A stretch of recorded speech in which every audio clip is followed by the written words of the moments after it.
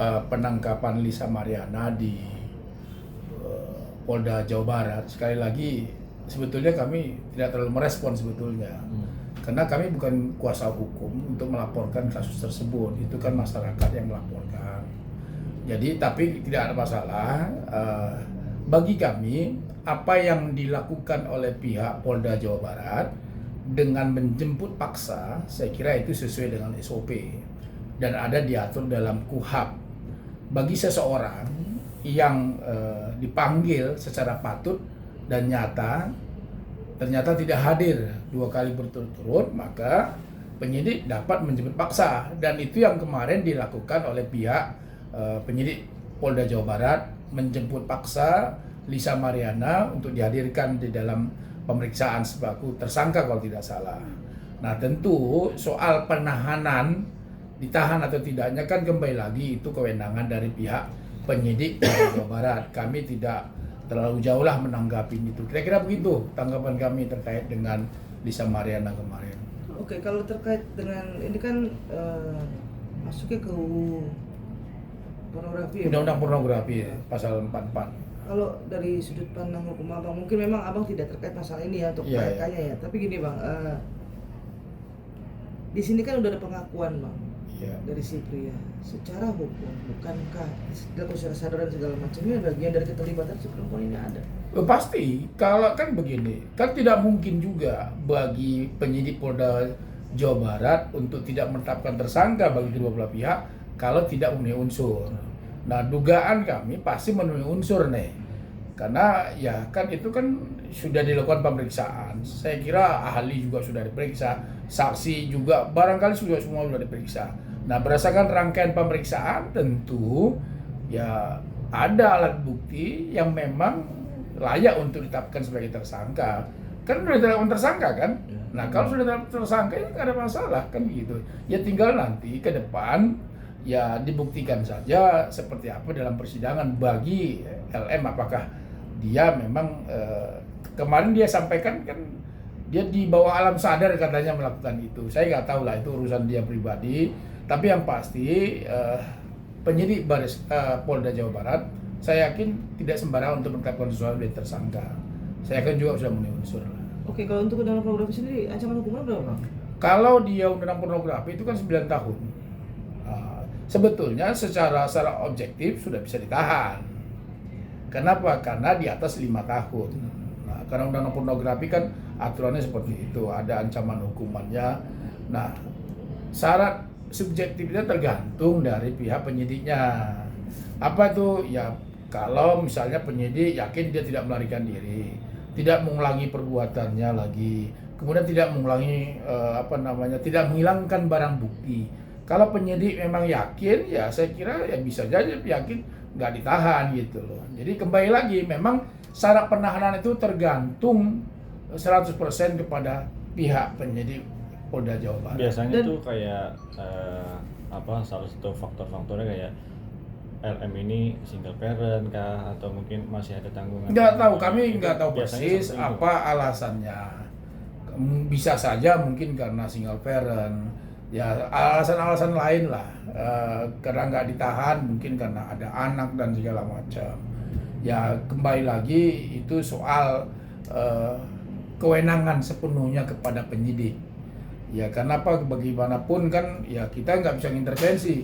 Kan penyidik yang melakukan pemeriksaan terhadap Lisa Mariana, mereka yang tahu apakah layak ditahan atau tidak, kan gitu. Nah kalau memang selama ini kooperatif, kan faktanya kan tidak kooperatif, dijemput paksa. Karena dijemput paksa ya sudah dilakukan penjemputan. Nah soal penahanan itu ya kembali lagi itu menjadi ranah dari penyidik lah. Oke, tapi hal ini berlaku untuk semua kasus apa memang kasus tertentu aja bang? Karena kan masing-masing kasus, nggak semua kasus sih. Kan yang namanya kasus itu kan soal penahanan itu tergantung dari sudut pandang subjektif daripada penyidiknya. Kalau misalnya ancaman hukumannya misalnya penggelapan, penipuan, itu 5 tahun, 45 tahun. Itu kadang-kadang bisa ditahan gitu loh. Kadang-kadang juga enggak, kalau mereka kooperatif untuk melakukan restoratif justice misalnya. Misalnya ada penipuan, penggelapan, si tersangka siap membayar ganti rugi. Kan tidak dilakukan penahanan juga kan. Kenapa? Ada namanya restorasi justice. Polisi juga lebih mengedepankan masalah kebaikan untuk mengembalikannya. Nah, kalau konteks ini ya memang kan ancaman hukumannya sudah memenuhi kriteria. Ya, kalau bagi kami sebetulnya ditahan atau tidak itu menjadi kewenangan sepenuhnya. Tapi kalau ditanya secara pribadi, saya ya harusnya ditahan gitu loh. Kenapa? Supaya tidak menimbulkan gejolak lah gitu loh.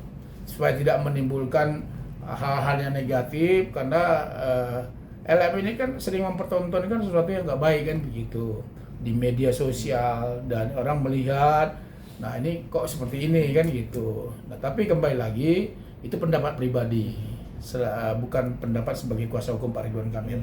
Kira-kira begitu. Bang, Pak RK sendiri sejauh ini ada komunikasi nggak sekarang terkait hal ini gitu? Nggak ada. Karena nggak ada kaitannya dengan Pak RK kan. Karena Pak RK kan bukan pelapor gitu loh. Itu kan ada masyarakat.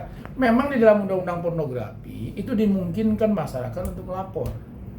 Ada pasalnya. Jadi kalau masyarakat melihat bahwa ada pelanggaran terhadap undang-undang pornografi, ya bisa mereka mengadukan. Kalau mereka merasa bahwa misalnya ada ditayangkan, itu kan sifatnya konsumsi publik yang sudah disampaikan di media sosial kalau tidak salah ya. Dan tayangan itu sudah bisa diakses lah. Nah, itu masyarakat bisa melaporkan itu ke penyidik, itu ke polisi, sepanjang ada kerugian apa itu ya, kerugian kan masyarakat yang melihat gitu loh. Nah, itu kan tidak boleh mempertontonkan kemudian dan lain-lain lah. Saya kira itu ada, semua pasalnya ada dalam undang-undang pornografi.